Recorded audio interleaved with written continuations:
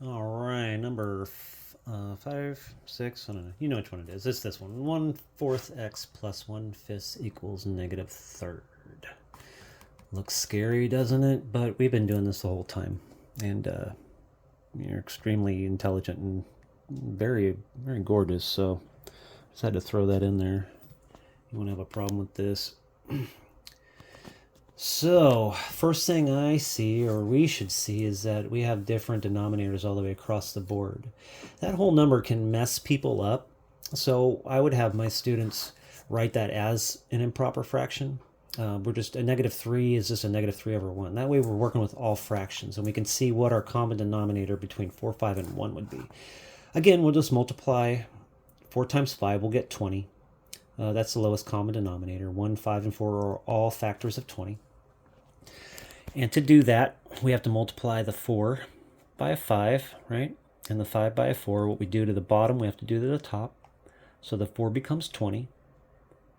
4 times 5. 5 times 1 is 5. 5/20 is x.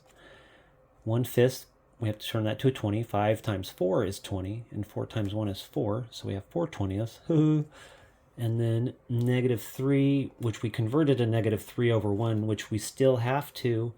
Well, we do to everything, we got to do to all of them. So if we multiply 1 to get 20, it's 1 times 20. We got to multiply -3 times 20.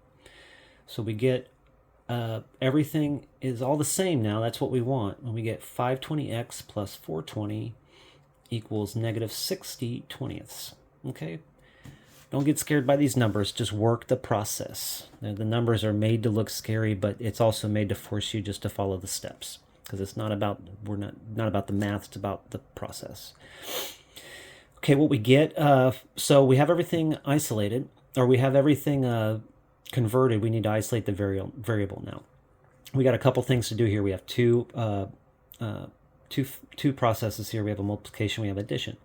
To undo the addition, we use subtraction. 420 minus 420 is 0, so we get that up, but we have to put it over here because it just doesn't go away. -60/20 minus 4/20 is -64/20. So now we have a 5/20 x equals -64/20. Again, this is a really simple part. We just got to divide out this fraction away from this x because we want him to be by himself. We do that, divide it by itself, 1 gone. We divide 64/20 by 5/20. When we divide fractions, we multiply it by the reciprocal, right? So 64/20, we'll multiply that by, instead of 5/20, we're going to flip that. That's the reciprocal. We're going to multiply that by 20/5. The 20s cancel out and go to 1. So we get an improper fraction of 64/5. And that can't be reduced anymore. The instructions said to don't use mixed numbers, just use improper fractions. And 64/5 is what you get as an answer there. And we can plug it back in and check it, but I don't like doing that with fractions. I know it's right.